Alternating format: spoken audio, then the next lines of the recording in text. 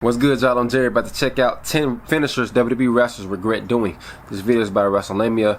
I know Hulk Hogan regrets doing the leg drop because it caused long-term injuries to his back and his hip and his back and his hip. I want to say Jeff Hardy regret doing this. I don't know if he regret doing this one time, but I know it kind of had long-term effects on his tailbone and on his heels and stuff like that. And Matt Hardy's regret doing the leg drop from the top rope because it kind of fused his pelvis and his hip together. So we about to hop into the video and see what other wrestlers who had finishers regretted doing their finishers. Let's hop into the video. There have been some iconic and beloved finishers in pro wrestling history. Yeah. While some finishes are wonderful to witness, they're actually inflicting a considerable amount of pain on the wrestler giving the move. Over the years, a number of wrestlers have spoken at length about the pain their move causes them. Sometimes this has even led to the wrestler. I want to say, what's that guy name?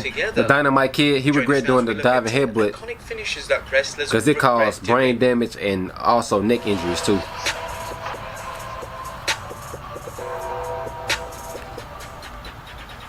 Be sure to subscribe and hit that notification bell for daily wrestling videos, and follow us on Facebook for exclusive lists. Also check out our new channel, WrestleMania Shorts.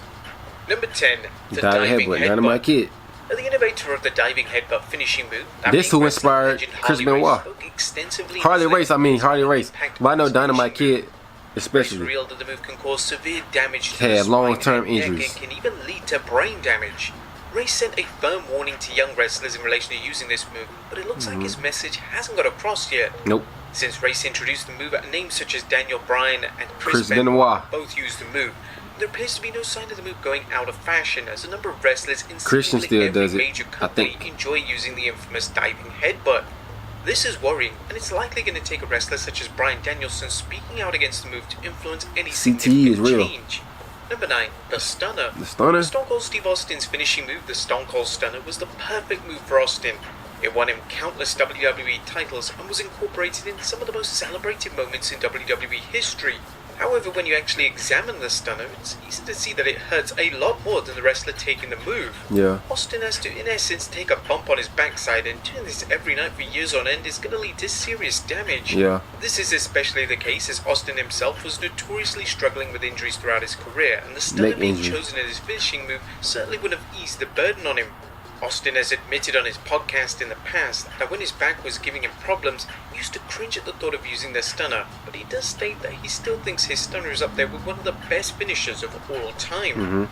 Number 8, the Tombstone Piledriver. Because of the knees. The Tombstone Piledriver looks to be a safe move to take as a wrestler, that being as long as the Undertaker or the wrestler giving the move doesn't spike their opponent on their head. It's still ultimately hurting the wrestler giving the move. His knees. The move has caused problems for the dead man throughout his career, and the move is the reason for his chronic knee pain.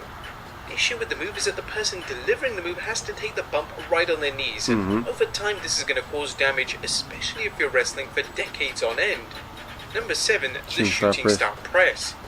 One of the most popular aerial finishing moves in wrestling is the Shooting Star Press. The move shows insane athleticism, but should only be used if the wrestler delivering the move knows they can land it safely. Oh, the move can go dangerously wrong, and even if it's landed correctly, I know Billy Kimmel botched it one time. Still going to get hurt. Gave Chavo Guerrero a concussion. Even injuring their knees. The dangers of the move were on full Brock display Lesnar botched it too. I forgot about that. when Brock Lesnar infamously botched the Shooting Star Press at WrestleMania 19.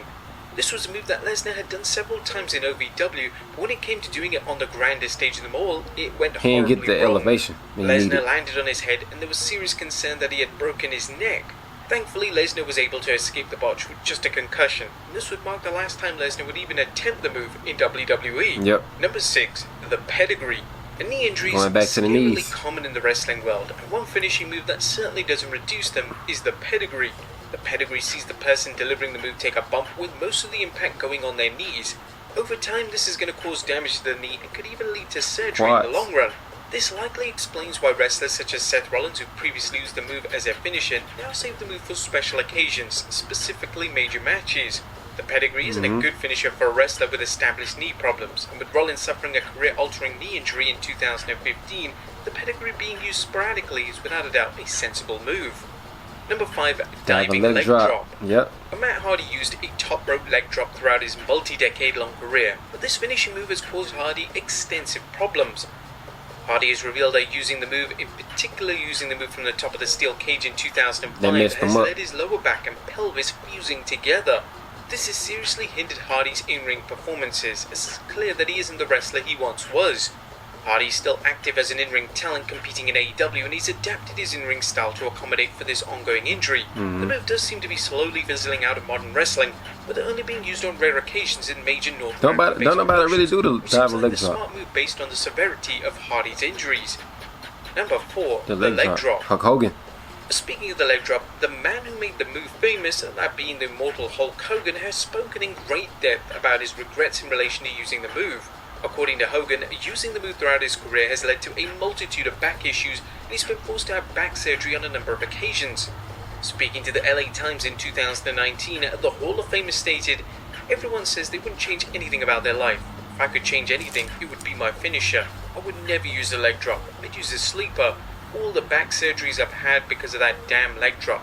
I had scoliosis, brother. Dropping that leg for 35 years did me in.